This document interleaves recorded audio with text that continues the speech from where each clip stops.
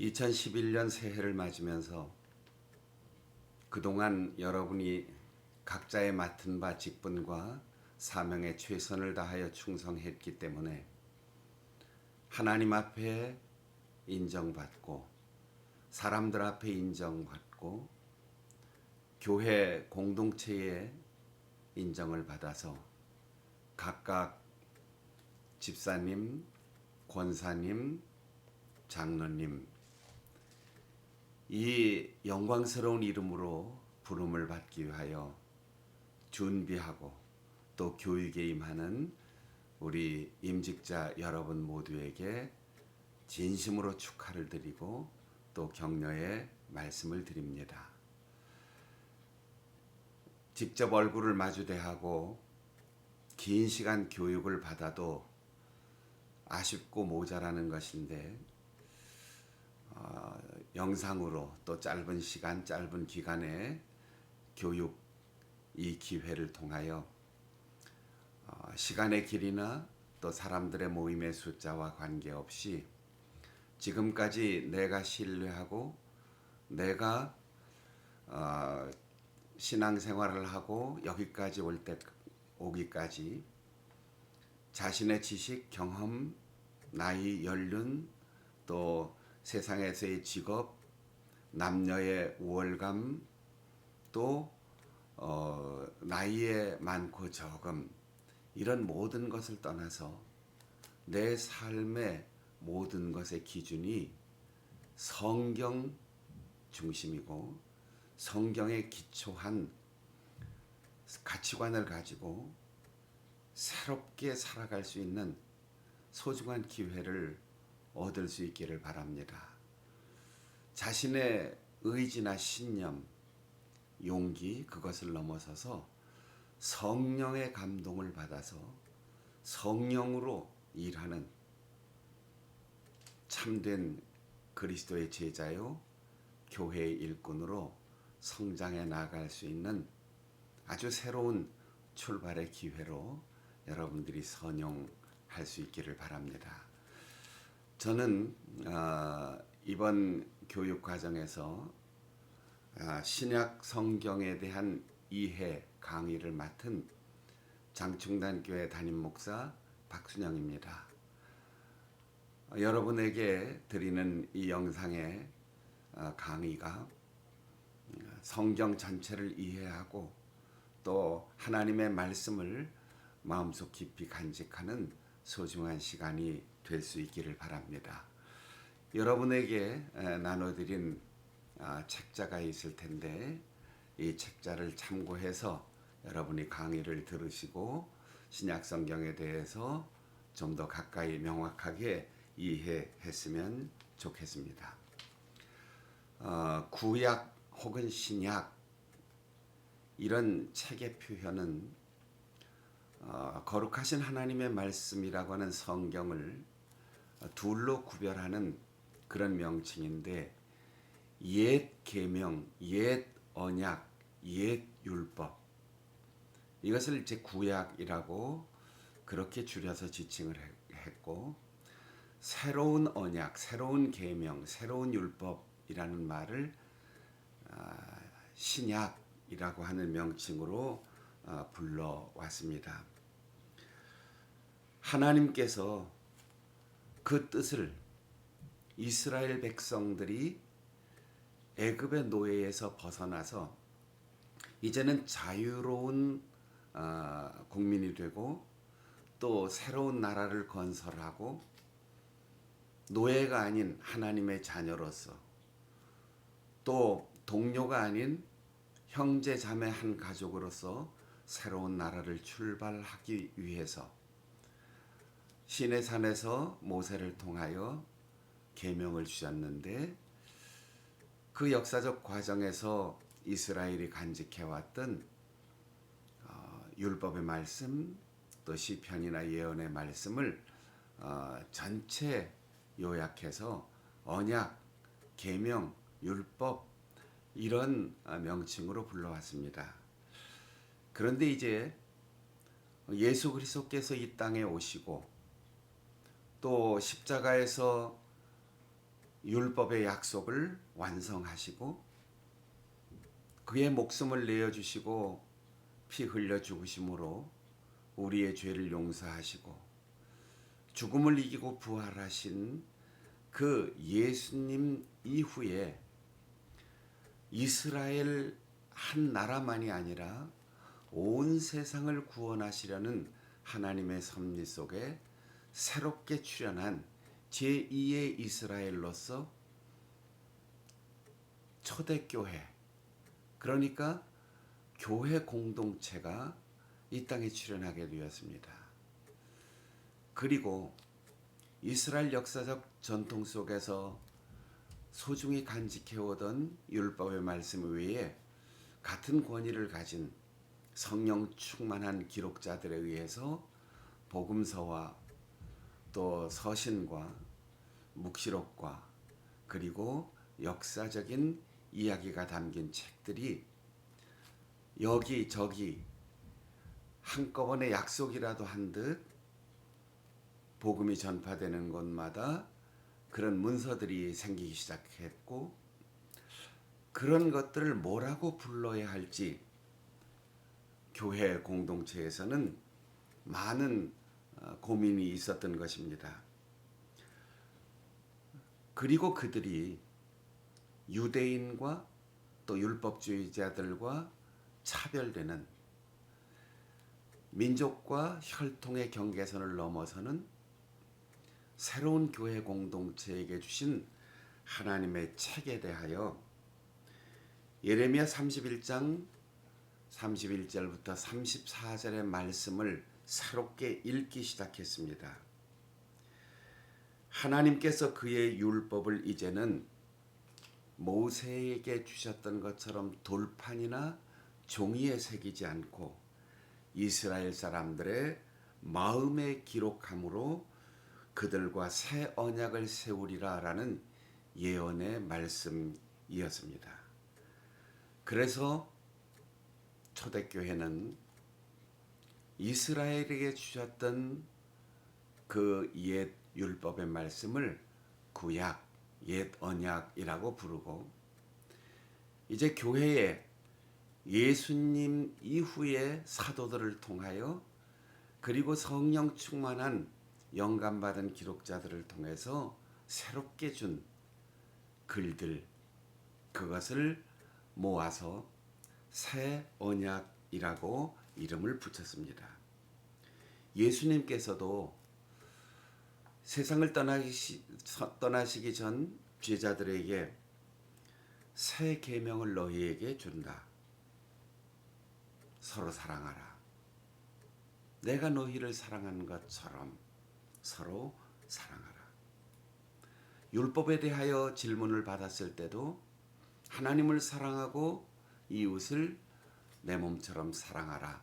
이것이 율법 전체의 요약이다 말씀하시면서 사랑을 강조하셨습니다. 바울 사도는 로마 교회에 보내는 편지에서 사랑 안에 모든 것이 다 들어있다. 사랑은 율법의 완성이다. 그래서 과거의 율법이 필요 없다는 것 혹은 단절되었다는 것이 아니고 전해 주었던 율법이 사랑으로 이어지면서 새 언약으로 완성되었다라고 본 것입니다. 이것이 신약 성경이라는 이름이 붙여진 이유이고 구약과 신약이 구별되는 기준이 되었던 것입니다.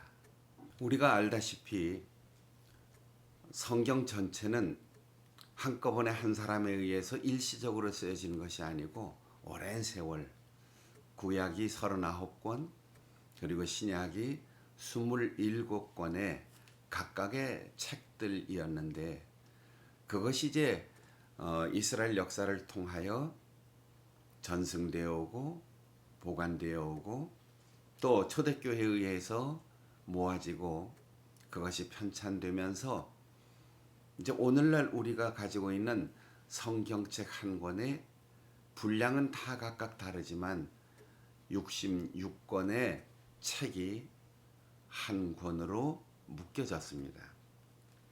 그리고 그것이 하나님의 말씀, 영감을 받은 책이라고 하는 인정을 교회의 회의를 통하여 긴 세월을 두고 비슷한 문서, 또 유명한 사람들의 이름을 통해서 만들어진 문서, 또 내용은 경건하고 좋지만 하나님의 영감받은 말씀으로 인정하기 어려운 책들을 구별하면서 이제 책들을 구성하기 시작하였습니다.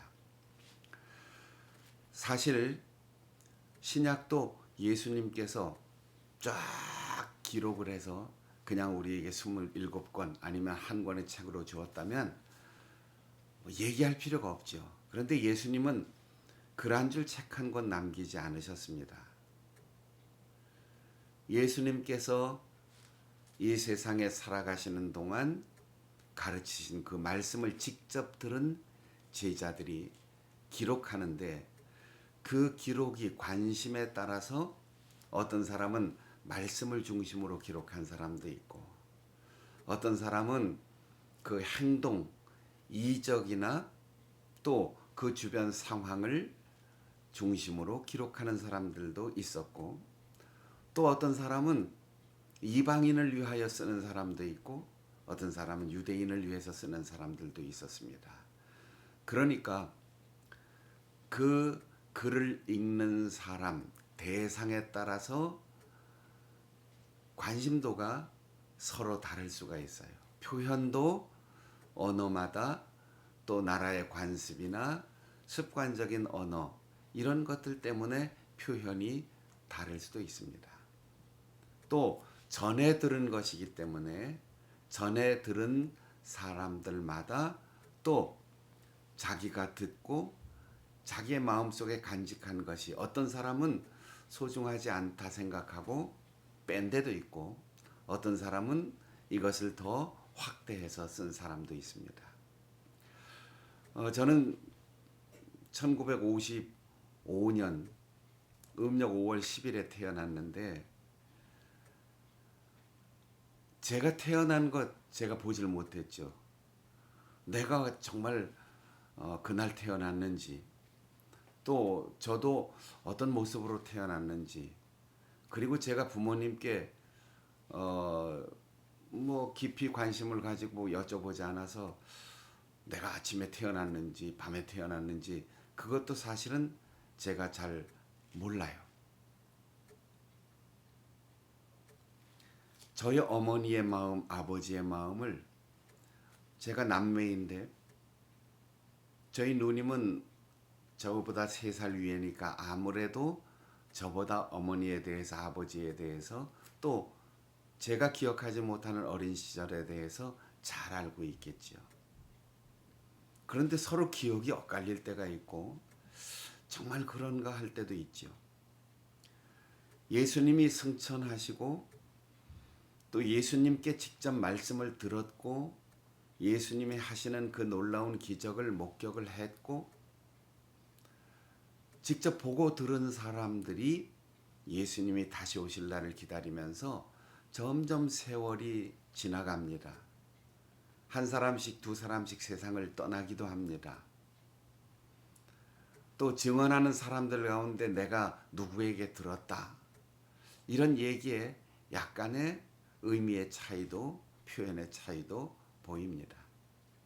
또 바울 사도처럼 유럽으로 건너가서 세계를 다니면서 복음을 전하다가 이제 다른 사도들도 흩어져서 복음을 전하는데 사람마다 이야기가 조금씩 차이가 있는 것 같아요. 그럴 때 베드로가 썼다. 예수님의 수제자인 베드로가 기록했다. 또 예수님의 제자들로부터 직접 교육을 받은 이 세대의 제자들이 썼다. 이런 게 이제 권위가 생기는 거죠. 저는 국민학교 교사로 평생을 봉직하다가 은퇴하고 또 신학교를 다니다가 조금은 아쉬운 연세 같지만 회갑진하고 조금 있다 돌아가신 어머니께서 저에게 많은 이야기를 들려주셨지만 제가 또 모르는 게 많이 있을 텐데 어머니 돌아가신 다음에 유품을 정리하다 보니까 어머니께서 일기장 그리고 아주 작은 규모이지만 당신의 자서전처럼 글을 써놓은 게 있었어요. 그래서 가끔 생각나면 제가 찾아보기도 하지요. 어머니께서 남기신 일기장 겸 자서전인데 저도 어릴 때부터 쭉 이제 학교 교사이신 어머니를 따라서 많이 이사를 다녔는데 제가 이게 몇 살 때인가? 뭐 잘 기억이 안 날 때도 있어요. 그런데 저희 어머니 일기장에 보니까 저희 어머니 결혼해서 충북 제천군 제천읍 금성면 월구리 140번지 본적지 여기에서 출발해서 이렇게 어디 쭉 평생을 이사한 행적이 이렇게 당신의 기억대로 다 적어놨어요. 그러니까 아들인 내가 제일 잘할 것 같지만 더 정확한 기록이 있으니까. 그리고 저에 대해서도 써놓은 걸 제가 봤죠. 저는 저의 탄생에 대해 저의 태어난 것에 대해서 전혀 보지 못했고 기억도 못합니다. 그런데 일기장에 보니까 돌아가시기 전에 6월 13일 화요일 89년 음력 5월 10일 오늘은 박 목사의 생일이다. 35년 전에 오늘은 그때가 아마 제가 35살이었겠지요. 양력 6월 29일이다. 자고 일어나니 마찰이 큰 외삼촌 댁에서 마차 국민학교 교사로 있으면서 폐를 끼치고 살았던 때다. 배가 살살 아프기에 털털거리는 버스를 타고 제천 고암리 삼거리 집에 내렸다. 친정집을 바라보며 엄마한테 배가 아프다고 전가를 보냈다. 들깨 모종을 하시다가 나를 데리러 오셔서 출산 준비를 했다. 마당에서 목욕을 하고 배는 점점 아파온다. 오후 2시경. 제가 태어난 시간이 오후 2시라는 거죠. 드디어 이 세상에 응아 소리를 내며 태어났다. 엄마가 산바라지를 하시고 구수한 음식 솜씨로 첫 국밥을 끓이셨고 아기는 씻기도 전에 손에 입을 넣고 막 빨아먹는다. 올해가 엄마의 환갑이다. 그러니까 저희 할머니 회갑 때 저희 어머니가 음력 5월 10일 양력 6월 29일 오후 2시에 진통을 하다가 저를 낳은 거죠. 저는 낳자마자 손가락을 빨더라는 거예요. 지금도 제가 식성이 좋은데 아마 태어나면서부터 제가 식성이 참 좋았던 것 같아요.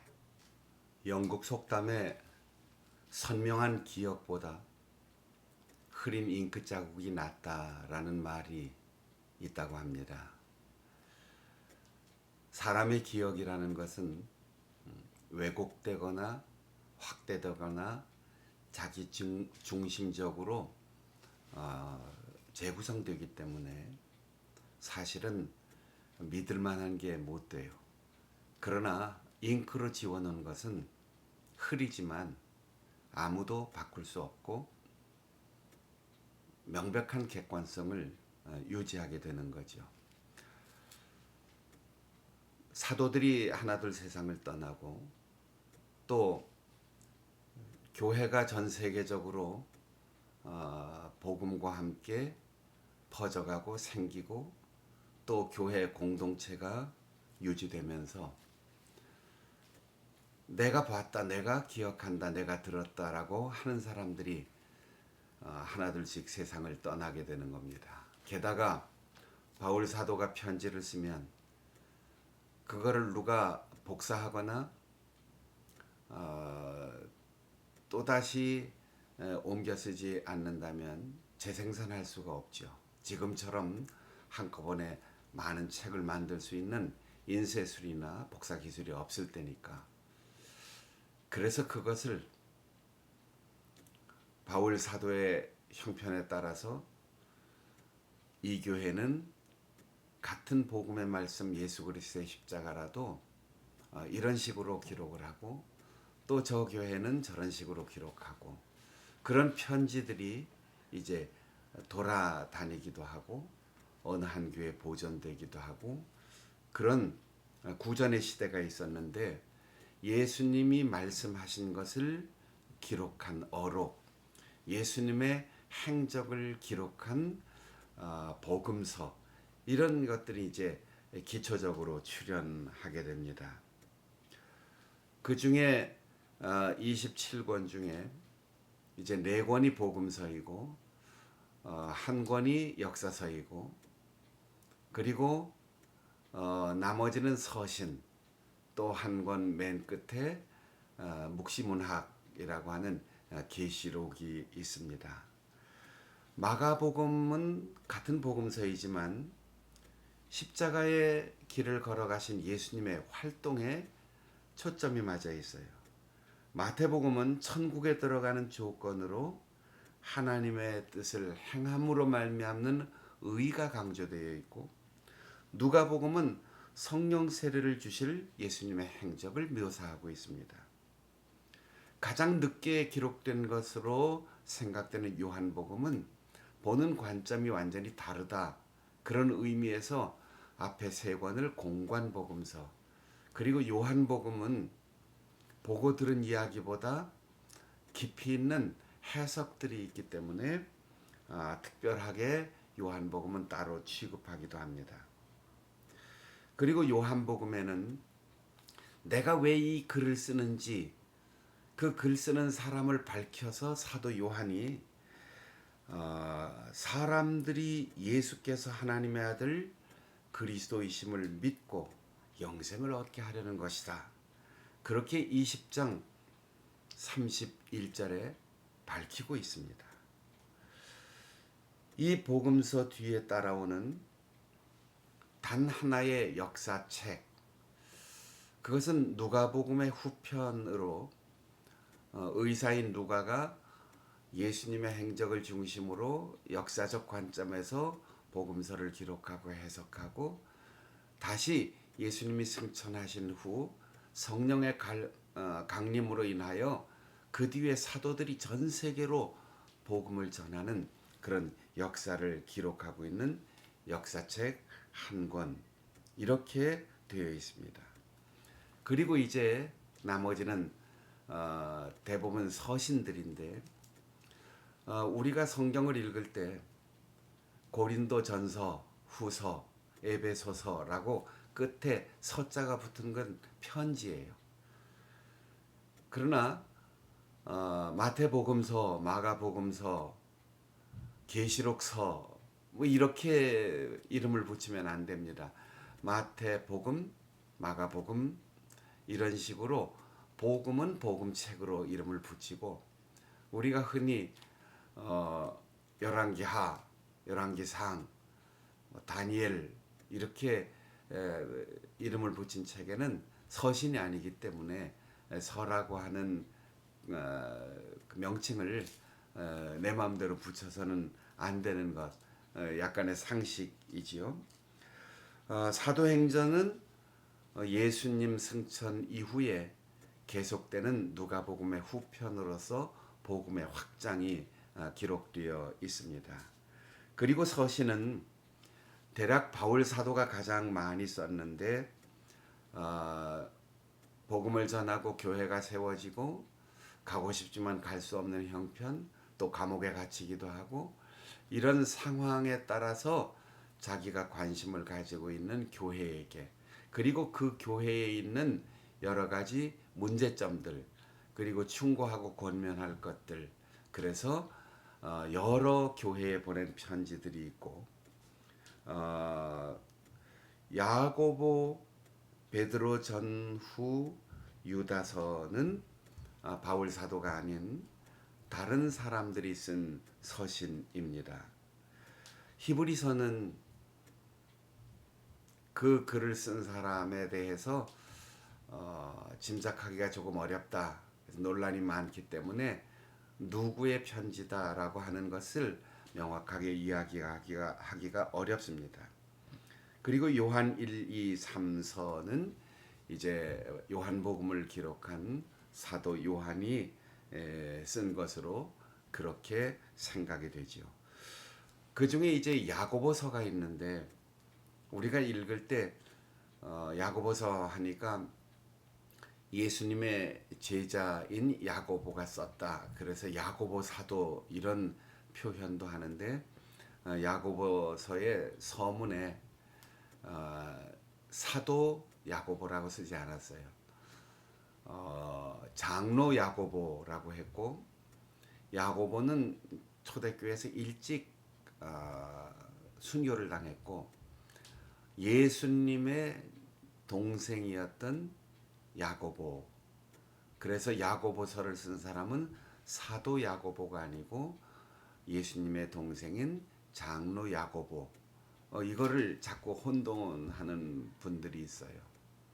또 사도행전에 나오는 빌립도 사도 빌립이 아니고 집사 빌립인데 착각하는 분들이 종종 있습니다. 이런 걸 명확하게 잘 구별해서 읽을 수 있었으면 좋겠습니다. 그리고 서신들의 대부분은 인사와 또 수신자 로마에 있는 교회에게 데살로니가에 있는 교회에게 이렇게 수신자가 밝혀 있고 나 바울이 쓴다. 은혜와 평강이 있기를 이렇게 축복하면서 그 편지를 마무리하고 있습니다. 그리고 이제 우리가 조금 읽기 어려워하는 계시록이 있는데 사도 요한이 기록한 것으로 알려져 있는 그러니까 누가 기록했는지 필자가 명확하게 밝혀져 있고 또 구약 성경의 다니엘서 같이 이게 누구를 향해서 무엇을 말하고 있는지 아주 모호한 그래서 묵시문학인데 이런 환상적이고 상징적인 언어가 많이 나오는 것은 비슷하지만 수신자가 분명해요.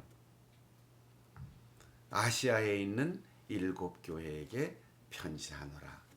예수님께서 에베소, 서머나, 버가모, 또 두아디라, 사대 교회, 빌립보 교회, 라오디게아 교회 이렇게 7 교회에게 로마 제국의 치하에서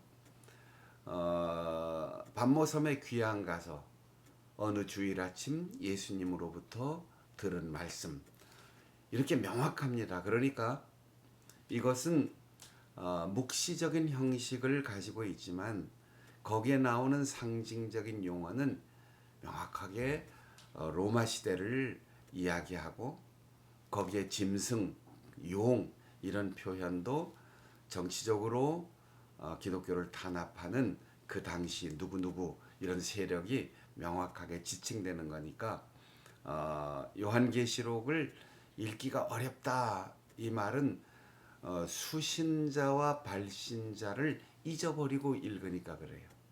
초대교회 성도들에게 사도 요한이 예수님께 주신 말씀을 상징적인 용어로 표현했다. 그러니까 거기서 천국행 시간표를 찾거나 또 예수님이 재림할 연도를 찾거나 이건 어리석은 짓입니다. 고난받는 성도들에게 직접적인 표현을 피해서 상징적인 표현으로 쓴 글이다 하면 이해하기가 굉장히 쉬워집니다.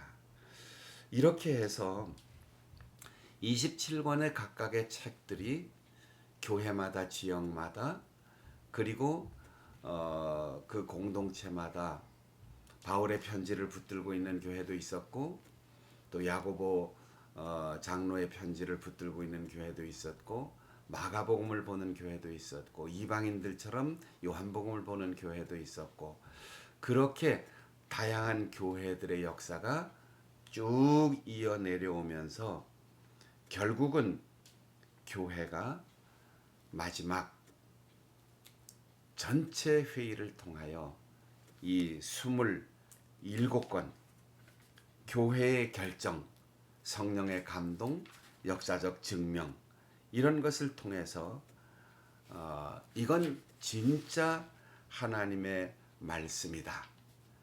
교회가 인정한 책이 27권입니다. AD 397년 아프리카의 카르타고에서 열린 교회에서 현재 27권의 책이 하나님의 말씀인 신약으로 그렇게 결정되었던 것입니다. 구약 성경을 읽으면서 하나님 앞에 의롭게 살아가며 하나님과 올바른 관계를 어떻게 맺을 것인가, 그리고 신약 성경을 읽으면서 십자가를 통한 하나님의 사랑이 어떤 것인가를 깨닫고 우리가 신약 성경을 가까이 하고 구약 성경을 가까이 하면서 주님의 사랑을 더 깊이 느끼고 성경적인 신앙과 사명으로 교회 섬김의 직분을 잘 감당할 수 있는 우리 임직자들이 될 수 있기를 바랍니다. 경청해 주셔서 감사합니다. 여러분이 좋은 임직자, 교회 역사에 남는 아름다운 일꾼으로 교회 역사에 기록될 수 있도록 기도하겠습니다. 축복합니다. 감사합니다.